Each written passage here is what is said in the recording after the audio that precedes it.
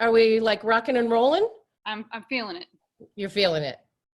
Adria's feeling it. We're going to start. Okay. Hi, everybody. Thank you for coming. I'm Rachel Patterson. I'm the director of Acting Studio Chicago. Thank you so very much for joining us. This is the third episode of the ASC webinar series, Jammy Jams, where both the host and the panelists wear their jammies or smoking jacket or most comfy hoodie that they like to nap in.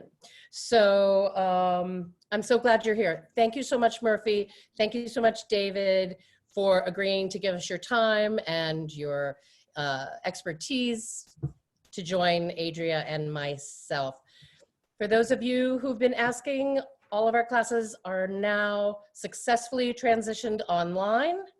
Wow, we're in our second week back in action.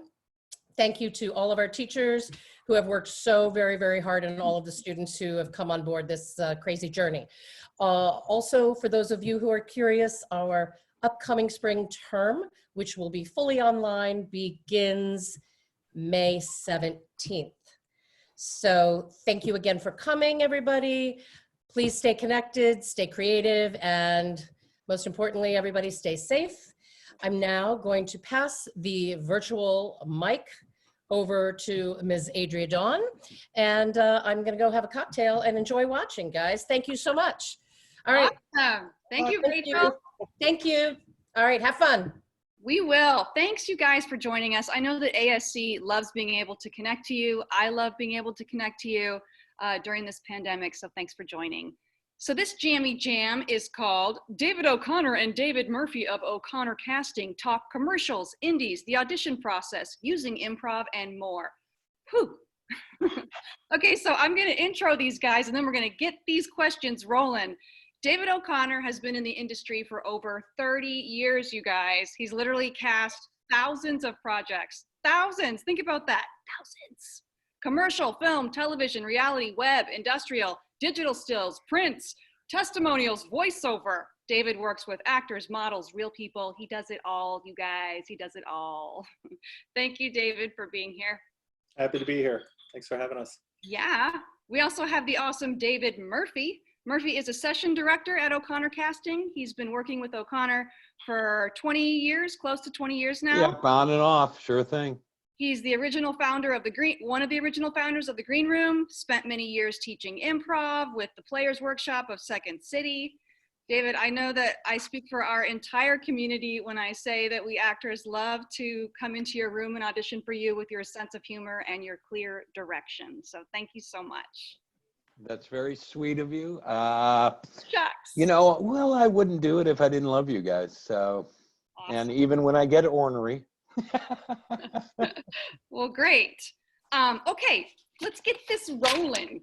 So, you guys, actors out there, don't forget to hit me up with your questions in the Q&A section so that I can answer some of them, hopefully, or see them and have them answer them. Okay, so David, can you talk about types in commercial casting for those listening who might not know what those types are? Main archetypes, in-betweener types, etc. Good Lord. There's, if you watch commercials, you pretty much see every type. The biggest one is always going to be the host. Right. Or the spokesperson for the product. And then there's always going to be, you know, scene work done between comedy or drama. And the supporting characters, which are pretty much getting paid as much as everybody else. They could just be standing there and giving a smile or a nod to the product. Or do an MOS scene, which is basically walking through the scene and doing some piece of action. Yeah. Do you feel like actors should sort of know where they fit in that territory, or just go in for what they're called for and do their best? I think experienced actors have an understanding of where they fall into, but they're, one nice thing about Chicago is we're very diverse with how they perform and what they can be seen for. They don't tend to pigeonhole themselves into one specific type, and we don't want to pigeonhole them into one specific type. We want to keep it as open as we can on them, see where we could fit them in, see what their abilities are. That's awesome. That's awesome, you guys. We're not going to be pigeonholed. Okay, Murphy, I know that you deal with improv in your sessions, and I want to talk about, from you, what are some common mistakes that you see actors make with improv? Well, And probably wins. the first is often they don't improvise. So that's a little bit of an issue. I'd say the biggest thing though is you always have to keep the integrity of the character, Yeah. keep the integrity of the scene, keep the integrity of the product or the client, because those are the things that you're serving, basically. That's why you're getting hired. And so you'll often see improv that doesn't correlate with the flavor of the scene or the character itself. Yeah. Why do you think you guys, are they scared not to improv? Do they feel stuck? Yeah, I think part of it is, sometimes you'll get a scene that's very tightly written, Yeah. and they don't want to mess up the rhythm of that scene, but you have the beginning, you have the end to kind of let that character sing out a little bit before you go into the middle of it. The other reason I believe is we're taught, well, there's a couple, but one major is we're taught not to affect someone else's writing. But in this industry, copywriters are looking for the person who will play a little bit. Great, great. And David, I'm going to quote you from a past article that I read about you. It says, I love what you say, which is why I'm going to share it with all these actors listening. And you said, this doesn't mean rewrite the script and idea, just open it up and make it your own and understand that the concept and idea behind what the role, scene, script, and copy demands. I love that, you guys, just opening it up and not going too crazy away from it, right? That's an extremely important point, because actors do tend, when they aren't truly versed on understanding how commercials work and the creative behind it and the writers and the perspective that they're looking out for the client, they don't know how to add their 2 cents and do that. So they tend to bring stage elements into it and look for the laugh and look for things that just don't apply at all to commercials. So being very, very clear with where the scene is going and not to go too broad into soupy sales, crazy stuff. Although Murphy might like that. Yeah, that's my favorite. Waka waka. Yeah. Okay. So when an actor is in the room and there is improv involved, what's the actual language being used from casting? Like, what might you actually say to get them to improv?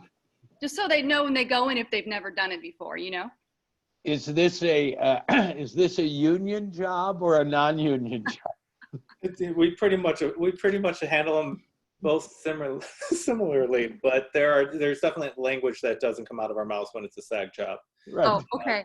Okay, so cool. when any casting director or writer, anybody who's working on a project is asking you to bring more to it, it's just saying the script's not finalized. We want you as an actor to bring your own flavor to it. Great. That doesn't mean come up with a new concept or a whole new script. It just means bring yourself to the character. Got you. Yeah. I Bring mean, yourself. we did the original Sonics, so that was a very specialized thing. And that was very much okay, we're going to roll for like 2 minutes. You can either talk or not. So that's very rare. The others are just bringing a little something to it. It allows the client, it allows the producers, the directors to look at you and go, okay, so this is what you got. Yeah. Great. This is who you are. I think a lot of directors also really, we get this from writers, directors, creatives. They just say, oh, we need improvisational actors. And it's not necessarily they have to have an improvisational background. They just need to be smart, intelligent actors that know that they can do more with the character and add something to it. Okay. A director, more importantly, because the commercial world is an ever creative, ongoing project up until they say wrap for the day. They don't know where they're going. Sometimes they want to evolve into something that's unique and special. And when you get an actor who can keep bringing something to it, a director has that confidence that when everything hits the fan on the day of production, they could turn to that actor and be like, hey, save me here. You know where we're going. Let's play with this. Yeah. Right. When somebody changes something midstream, they can look and go, throw a couple different things at me.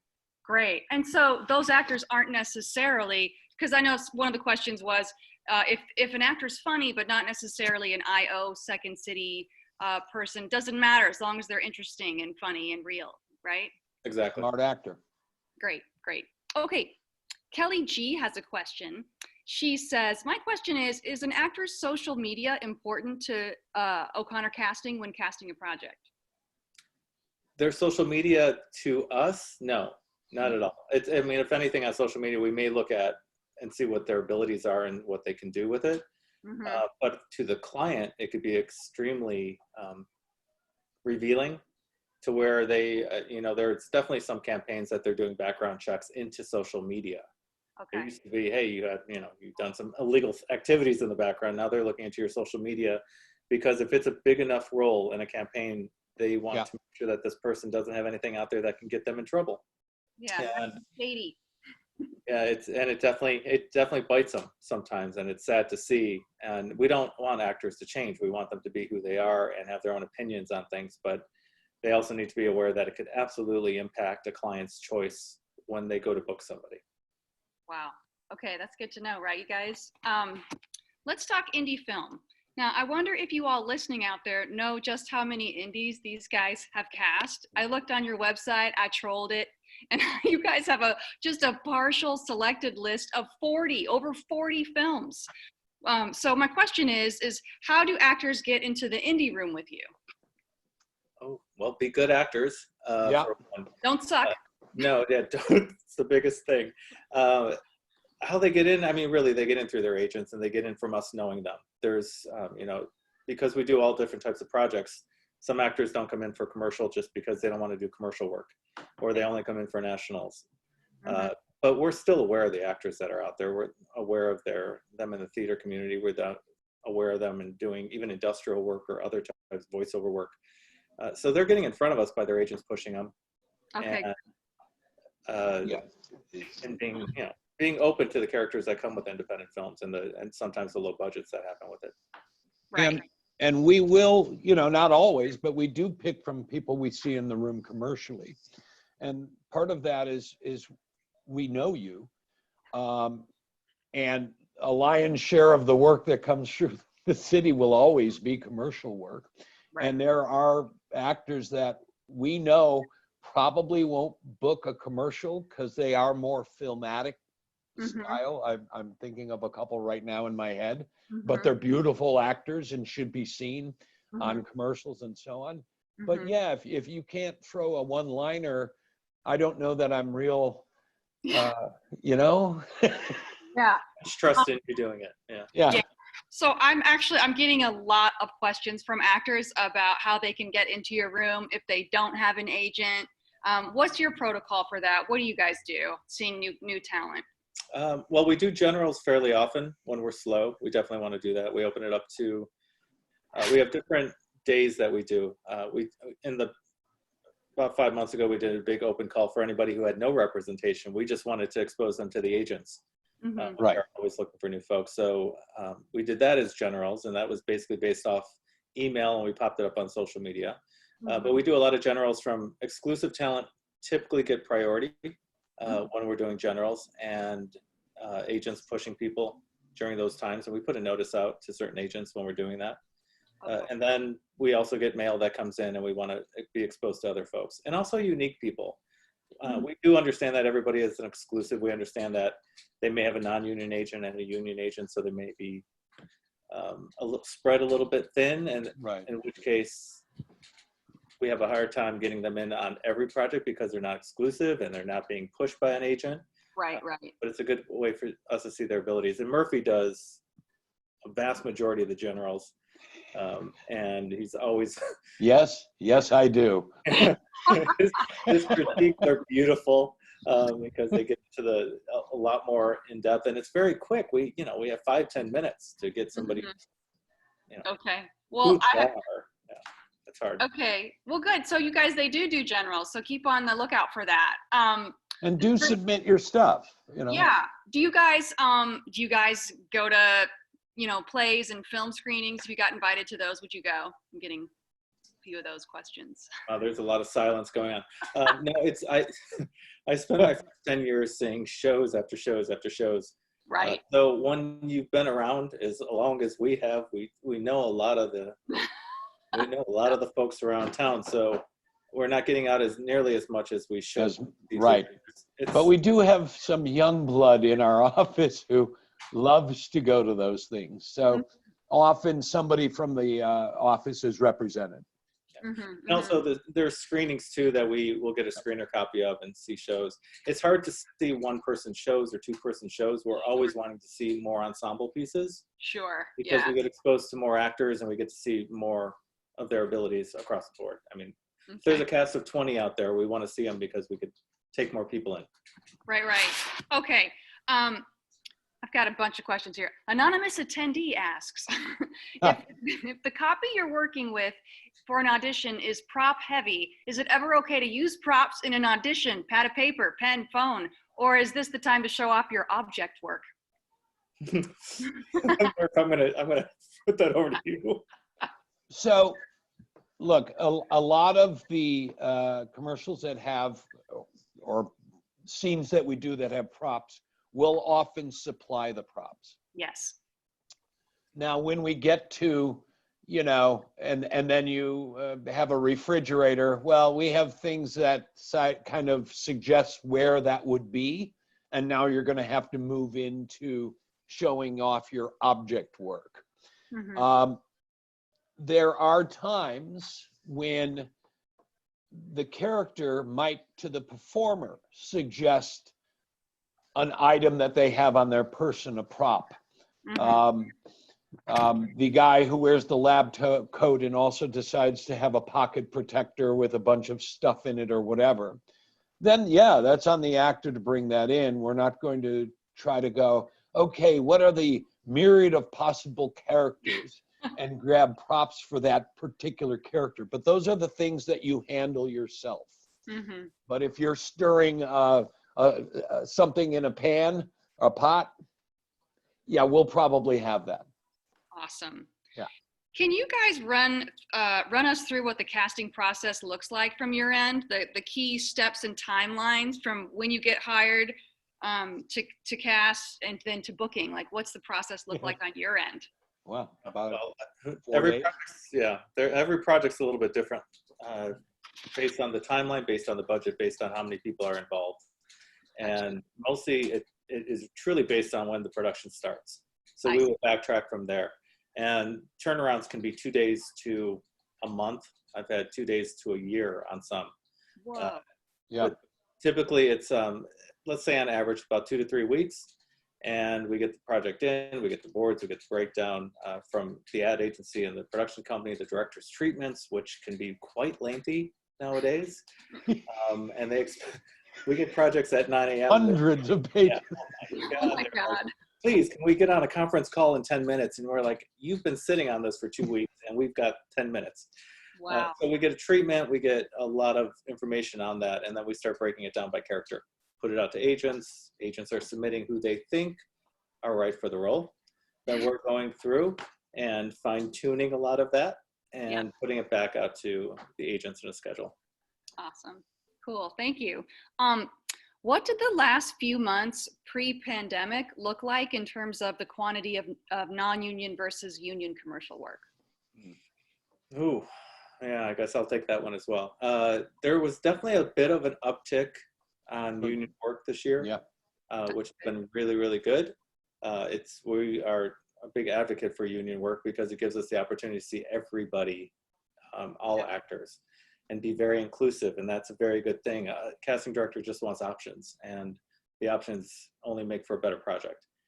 So this year, I don't have the numbers, especially my mind has been mush for the last month.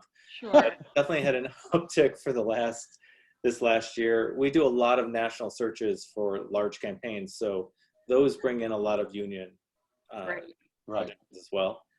But it's definitely a battle. It's definitely something that we're constantly trying to get clients to understand and where they're at and expectations. Let me tell you, nobody really ever wants to say, hey, I've got a non-union project. It's just not the happiness call that any producer wants to deal with or a production company. It's the reality of the market, the budget, the client, and where they're going for it. And it's, Yeah. it's all about the almighty dollar, really. Yeah. Well, it's good that you saw a little bit of an upswing there. That's good. Yeah, it was nice. Okay. Murphy, in many cases, actors get called in as group auditions. Yes. Can you talk about the wins and loses that might happen in those situations? So let me ask, is this a scripted group scene? Sure. Well,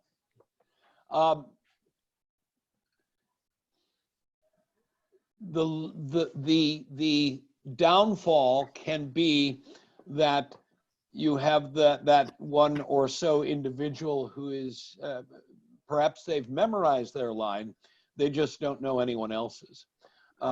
So they may or may not throw that one forward.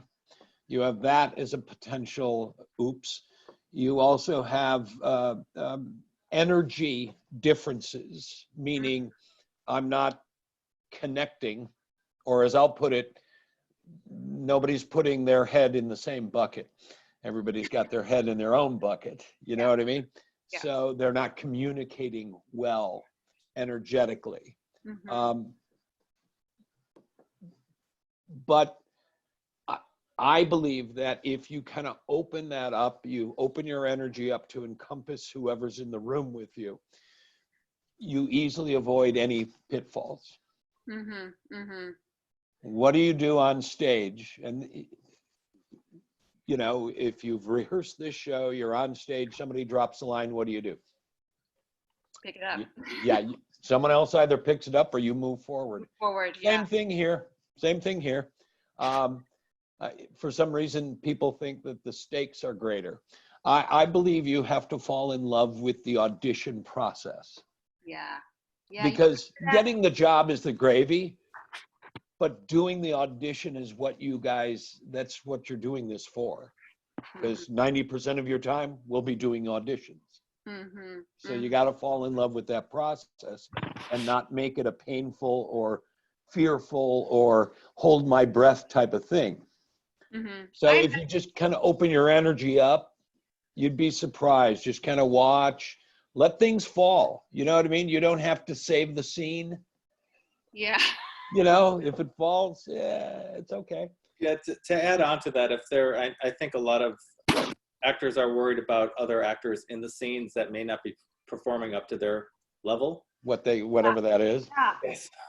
So we're aware of the positives and negatives because that actor might think they're performing up to a higher level and they're actually below the level of the other person that's in the scene. So we are watching that, and it's not something that comes easy to anybody who's new at it, but we're watching on it. If somebody's not performing their best, we know how to correct it. We know how to change it. We know how, if the other performer is really bringing them down and really going to take their chance at a callback or booking the project, we'll move on and bring them back in and do something different with them.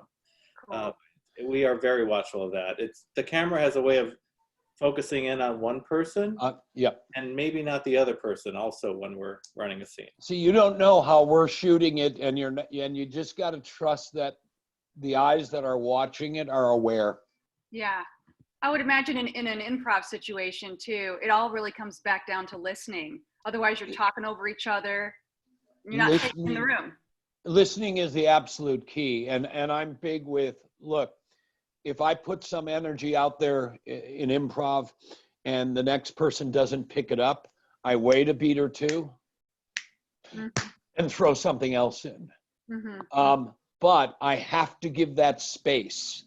A client might want you to improvise. That doesn't necessarily mean they actually know improv. So if I keep talking and picking up the ball because my partner is dropping it, it could look as if I'm a showboat more than it is I'm saving the scene. Let the scene drop a little bit. Let it fall a little bit. It's very clear that somebody isn't listening or coming in with anything. So just let it go, and then you'll wait a beat or two, throw something else in. Awesome. Okay, great. Last week, our topic was self-sabotage and keeping your power.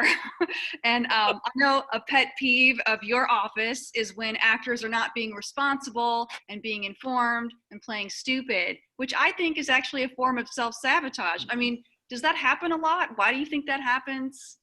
Oddly enough, it never happens at our office. Ever. Like, it's What never, are you talking about? I'm confused.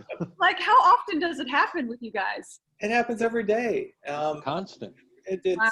people, it's like in life. It's like in relationships. It's like in anything that you do. You kind of set yourself up for disaster. I think people overthink a lot. I think people are very nervous when they come in the door. They have a chance. And it may be a chance that we may not have seen them for years, or that's their first audition or their second one, or they think they blew their audition before that. Mm-hmm. So they get in their heads that we are all pitted against them and we're like vipers waiting to just rip them apart. Yeah. But we're on their side. We want the best out of them. We want 100% on their side, even though they may be sabotaging by being late, by being unprepared, by coming in and literally saying, I don't really know what I'm here for. Thank you. I don't know what script. I don't know what character. Was I supposed to know something? I'm sorry. And our interns, literally after their first day of being in the office, are coming back and saying, what is wrong with people? Why don't they take this seriously? And why are they coming in with simple answers? Like, when does it shoot? I'm out of town. This shoots in Minnesota? I shouldn't be here. There's really, really odd things that they come back with. And it's disheartening for the agent who's trying their best and overworked half the time, handling multiple projects. We keep them busy alone in our office. I know the other casting directors are beating them up, and then they're getting projects from producers and ad agencies directly. So these agents are pulled thin in many, many ways. Yeah. So you guys read every single word of everything you receive from your agent, every word of the breakdown, every word of the script. That way you'd be more prepared, okay? You mentioned your internship program, and I always say an internship is like taking a master class. Can you talk a little bit about your program? I've been very, very fortunate. When I started in business about 30 years ago, good Lord, I was in need of help, and the best help I thought was internship. I don't know what I heard. That it would be great to have interns. But when I started my internship program, I had, I think, 4 a year. And it was all about, I don't just want interns to sit there and file. I don't want interns to just answer the phone. At the time, it was a lot of phone. I want them to get involved, and I want them to be able to leave here with a massive amount of information. Understanding of casting, understanding of what a performer needs to do, understanding the business side of it. Because most of casting is business. There's a lot of creativity that comes into it, but there's a lot of business sense that goes into getting everything set for your client and make sure you're presenting everything properly. So we have grown from 4 people to on average between 40 and 50 interns a year. Oh, wow. Wow. So it's a very big program, and and we love having them, and we love that they are involved daily, because it's definitely a give and take. We want them 100% to walk away and not do menial labor for us. It's not about that. It's about them understanding the process and understanding what goes into it. And I don't think we do criticize ourselves as well. We get evaluations from our interns, and we're always finding out what could we do better. Yeah. And for the most part, we could give ourselves a little pat on the back that they walk out with a much better understanding of how to pursue their career, either as an agent or a talent or something, even in production. Yeah. So you guys check out that internship opportunity on their website, and they post on their Facebook page too. That's a great opportunity. Do you think with this pandemic and so much more moving online, do you think it's going to affect your casting office in terms of accepting more self-tapes, or no? I definitely want to put it over to you on the self-tape aspect of things. Murphy reviews a lot more self-tapes than I do, probably 99% more than I do. But as far as after COVID, I think the industry's been changing a lot in the last few years in general with self-tapes. There's pluses, many, many pluses with self-tapes, and there's many, many minuses that go along with it. So it will change. It will make it different. I know that we've had projects and things that we would do and how we would handle things differently and open ourselves up to self-taping. But people have got to be aware. It goes back to the education. If you're a smart actor and you really understand the medium that you're auditioning for, you're going to be able to do a proper self-tape, because you're going to have all that casting director and director talking in your ear, giving you notes. But if you're not, your audition tape could be horrific. You may not understand why we're giving direction of subtleties and where to take it, or do your research for a product or a research into a director style. That's important as well. I'm getting a thing from, what's that? Murphy, did you want to talk about self-taping at all? About I mean, you know, what's difficult is we're not going to know at this point how, you know what I mean, how it's going to affect it. I think a lot of it also has to do with specific of character, meaning if I know in our neighborhood we have, 50 people who could probably play it differently, right? Will we go out to the world to get a lot of self-taping? Maybe not. But this pandemic is going to alter a lot of decisions that are made from here on out. So. Yeah, what we are seeing from clients to stay on this, because I know a lot of actors are like, when industry pops back up, what is it going to look like? Are they going to have auditions in studio? Is it going to be home auditions?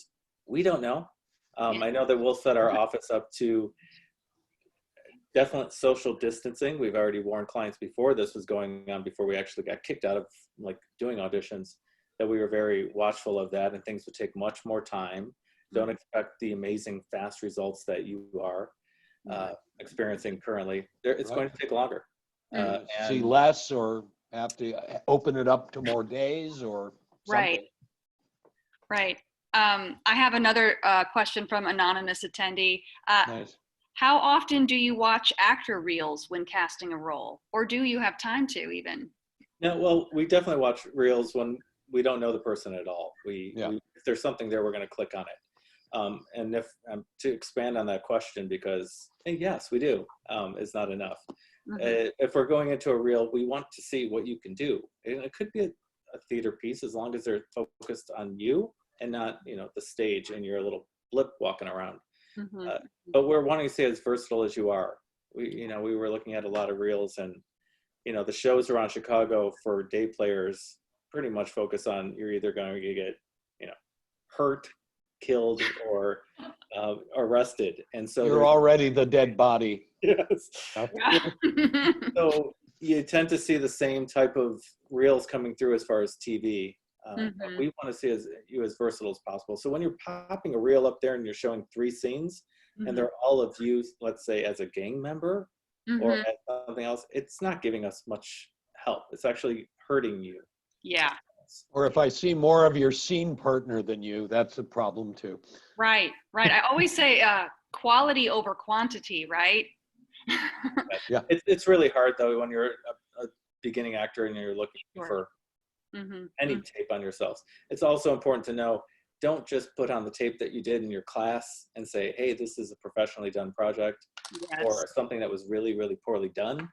It is a reflection on you, and hopefully if your agent's aware, they're looking at the reel, it's a reflection on your agent if they're saying, yes, put it up there. Right. I have a question from Vivian K. She asks, is there really an active, diversified market for the 60-plus newcomer to the business? Yes. Yes, Vivian, there is. Actually, it's, I always say whenever I do a lecture, it's always about, it's the only career that I know that you can get into at 70 years old and actually start getting work. Because there's fewer actors the older you get. And even in the non-union market, there's a lot of work out there, and they're looking for fresh faces. Union, it doesn't really matter. We're looking for people who are comfortable, who are real, who have a good presence of who they are on camera. Wow, that's exciting. Good. It's good to hear. Laura Ann Perry says clips or reels. Which one? Oh, for love.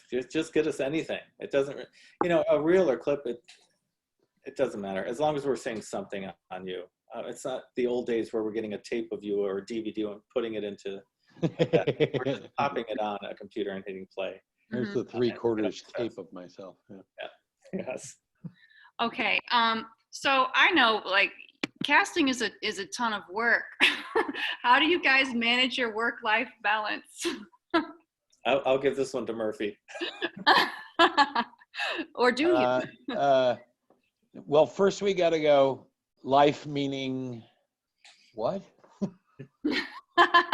It can be a hard balance. It Yeah. really can. And especially, you know, I'm ancient, so So it's really hard for you. so it's a long day, you know what I mean? But I do find time to go from there sometimes and teach and things like that. Yeah. It can be difficult, especially, but not every day is a 16-hour day, and Wow. so you Wow. can still have time to hang out with people or go see a show or go to a meal. You just got to maybe arrange it a little better. Gotcha. You know, getting back to reels or doing clips, there is nothing wrong with putting yourself on tape and just introducing yourself. Yep. As a clip. Oh. Of saying, this is who I am, this is what I am, there's a little bit about myself. It's a very easy way for us to get to know who you are. It may not be scene work. We may not see some great acting abilities or clips coming out of it, but we get a feel for who you are. And it Yeah. kind of dates back to the old days when models would, models were models, and they would then do a little 30 seconds of this is who I am, and then do their walk. But it would give you a really nice insight of, okay, they sound nice, they are comfortable, and they know how to move without being fidgety and a little bit off. Actors Access used to offer the intro. Yeah. So it was like a real quick intro of yourself. Mhm. That was kind of edited together. A lot of that is really based on, look, I get to see you talk about yourself. I get to see your eyes, Yeah. the little spark that may or may not be there, the passion about what you're talking about. Yeah. All of that means something. And also too, because we don't look like our headshots a lot of the times. Is that correct? Very much so. Yeah. Especially after you've been around as long as we have. I still remember people from 20 years ago in their first, 25 years ago in their first headshot. Actually, I'm laughing on Facebook because people are posting shots from 20 years ago. Yeah. They are the shots I remember of them as Yeah. actors. And I'm like, oh yeah, I totally remember that shot. McConaughey shot that. I remember talking about that. More than once we've had to decide whether to bring somebody in to play 18 to 20-year-old off of their headshot when they were 7. So God. I don't know if he looks like this at all. I don't think it'll work. Yeah. I mean, I know actors are, we don't have a lot of money a lot of the time, but I really do think it's so worth your while to invest in a good headshot. And maybe your friend is great, but have they been taking actor headshots, right? How often should we get new headshots to keep current?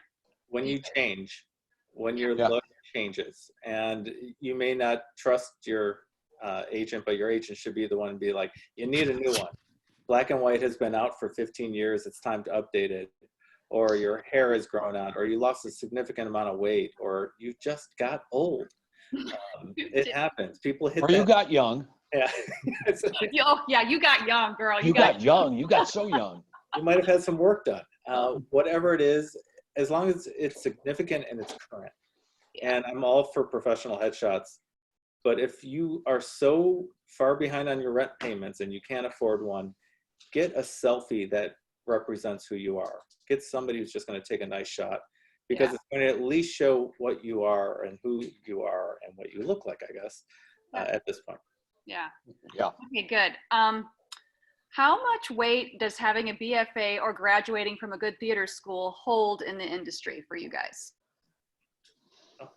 I mean, when I'm looking at resumes, I'm always looking at theater, where at least it's that I have made that commitment to my craft. I have made that commitment to my career and have studied for it.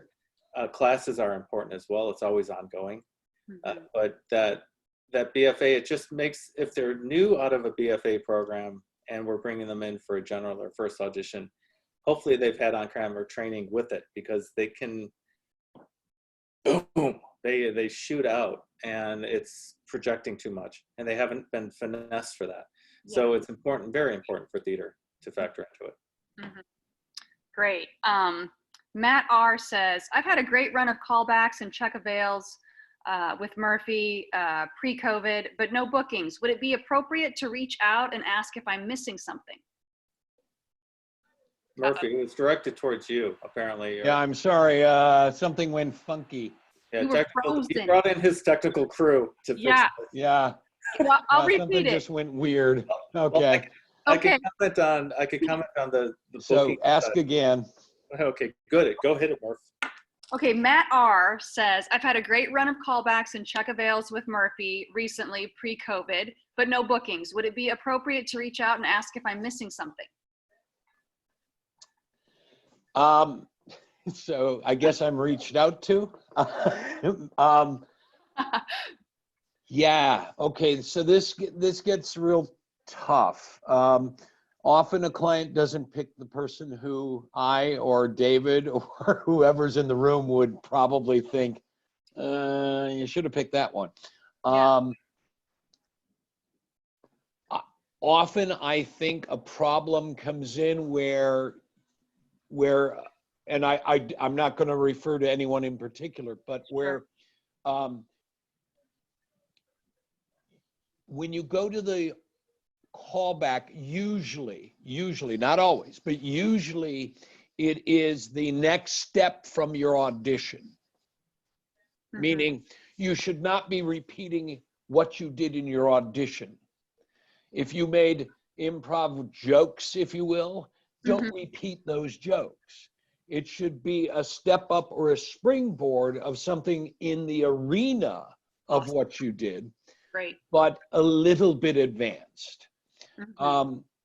If all you do when they bring you in and they give you a take or two and you do the exact same thing with each take, then they're going to, once again, like we want to see range and we ask for some range, they'll see it as, that's it. That's what you got. Well, so there's a little bit of that involved. it's a little bit of it is taste. A little bit of it is, it's rare, but I really think that be as strong an actor as you can be. Just be as strong as you can be. Don't try to fit in the middle of the pack. Don't try to be, I don't want you to get the focus because you put on, a round nose and big shoes, meaning don't be clownish or goofy to get the attention. Right. Be the better actor. That's how you get the attention. Well, and I think people fall into the middle of the pack a lot. So the question is also on the callback. I think if Matt, I think I know who you are, and you're doing extremely well. Yay, Matt. Yeah, you're one of those strong actors who we know and be like, hey, you could bring in.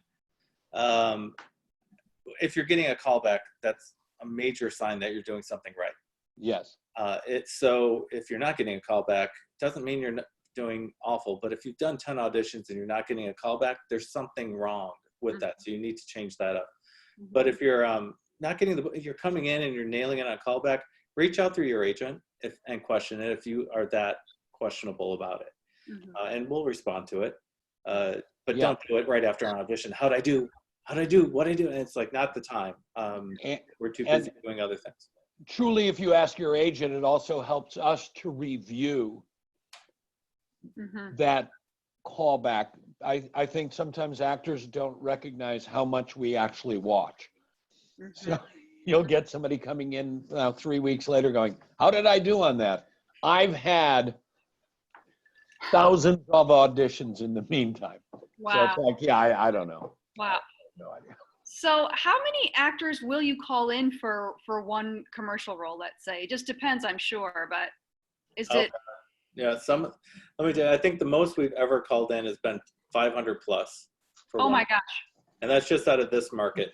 Oh my gosh. So and as few, when you're doing TV film, it's much different. You're presenting maybe 3-5 people, and you may go higher if they're not happy with what you're showing, but it really depends. On average, I would say there's probably about 20 people per role, but they can go, if you're doing a spokesperson or you're doing some special character, they can get out of hand.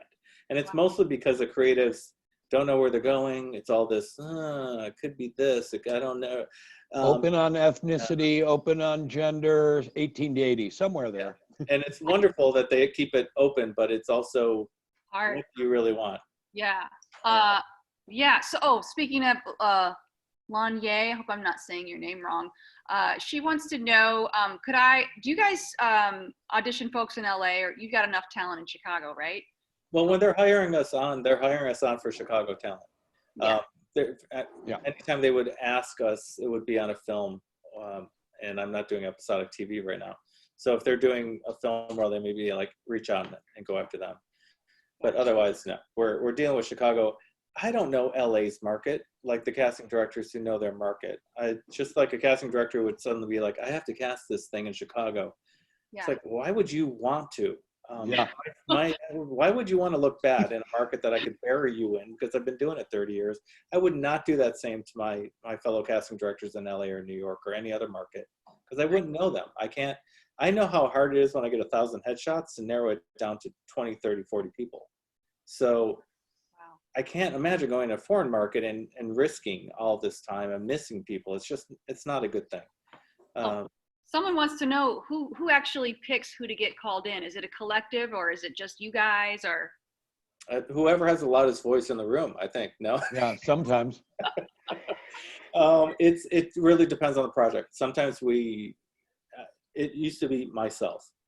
It's not myself all the time, thank God, because what I've learned is many other voices are good for casting, because there's many voices behind the scenes that are chiming in.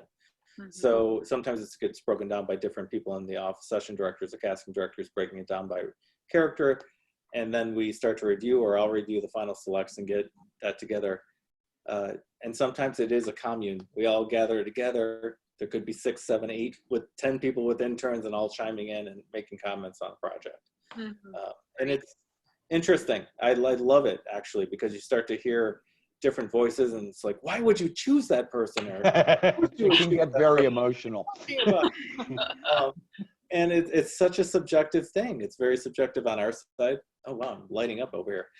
Very subjective industry in general, that we're always looking for different viewpoints. And also, I'm not 25 years old anymore. You're not? When I see a spot that's really their market are younger folks, I want to hear from our interns. I want to hear, like, what do they look like?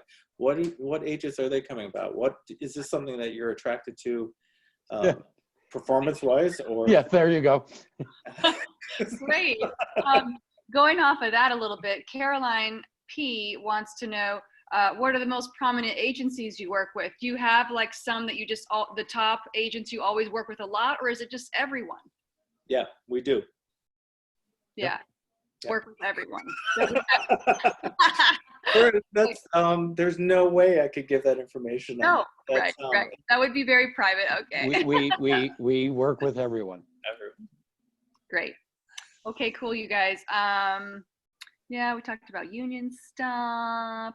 Oh, do you guys have like a favorite memory of someone just rocking a callback and booking it? Do you have anything that stands out that somebody did, that you can remember as just being great? Oh, God. I've got a lot of those. You want to share one? One that I love was John Hugenocker when he got the Bud Light campaign as the king, because the director had worked with him enough. He knows him. He brought him in, and I think we threw a couple characters at John to do originally. And John's just fantastic across every plane as a person.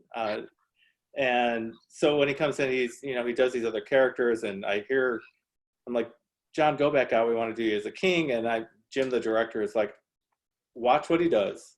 Well, he's going to do something. And he came in and did what he does. And director doesn't, some of the directors are so in tune, and they really know what they're doing. It's amazing, because we do work with directors who don't know what they're doing as well. But this director in particular just is like, John's going to nail this thing. Listen up. And sure enough, he just comes in, blows it away. And he's one of those smart actors who isn't, improv based. He's just a smart actor who understands how to work a character. And so it's a blessing when that comes through the doors. Murph, how about you? You know, I'm going to bring one up that I just find funny to me. I also, there's a ton of them, but David, if you remember an actor named Kwame, Yeah. we're talking back in the day. Wait, you know the Chicago Film Office, Kwame? That's Kwame. Kwame, yeah. Anyway, Kwame auditioned for this role, and the production wanted a little play, a little improv, although I couldn't use the evil word. And I said, hey, so just give me a little riff on this. I want you to just riff. And he riffed. And he went. And I just rolled on him. I let him go for 30 seconds, 45 seconds, whatever it was. They called him back. And the director said, hey, what you did for Murphy there, could you do something like that again, just whatever? He did it again. Not only did they book him on the job, but they ended up creating another commercial just for him to riff. Oh my gosh. Yep. Yeah. That's, Wow. I mean, that's a beautiful thing when what we could really push somebody. Murphy has done so many auditions, way surpasses mine, that he's always trying to show off somebody's abilities, especially when you know they have great abilities. When they can do it. Yep. And when you understand what they're scene work, or when you understand the commercial concept of it, you could fly with it.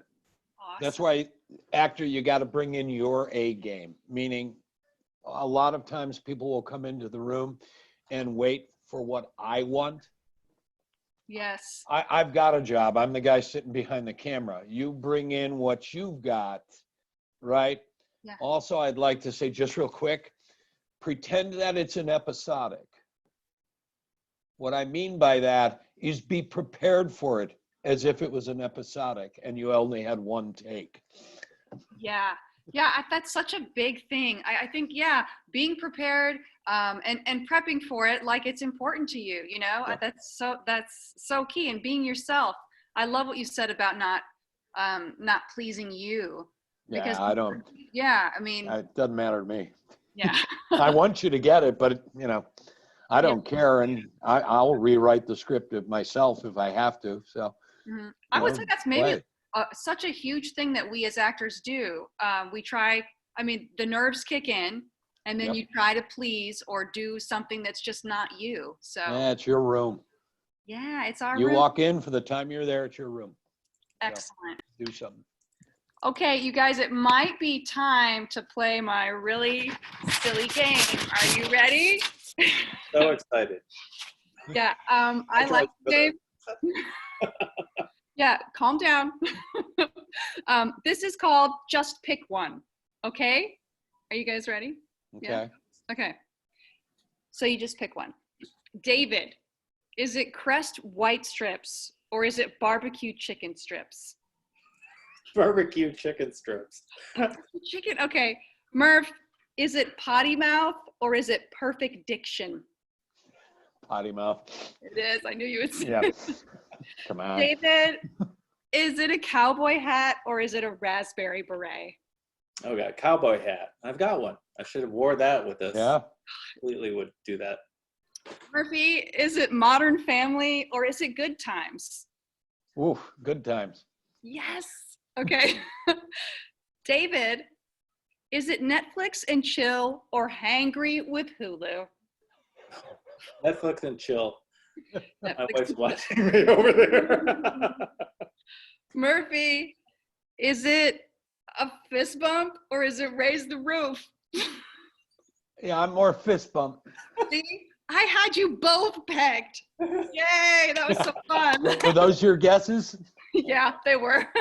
Yeah. I knew. No. So any last thoughts or words of wisdom you want to drop on us before we hop off of here?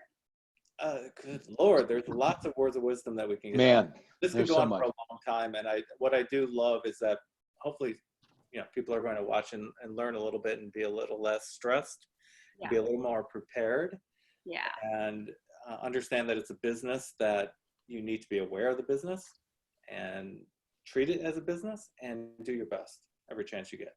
Yeah, it is a business. It's not just the talent, you know. We can be so amazing in our basement. No one's going to hear us. We got to understand the rest of it as well. I think that's a great tip. Murphy, anything? You know what you just said though struck me. I've always thought the most beautiful performance, be it musically or even a portrait painter or whatever, will be done in someone's basement and never seen or enjoyed by the world because of the lack of,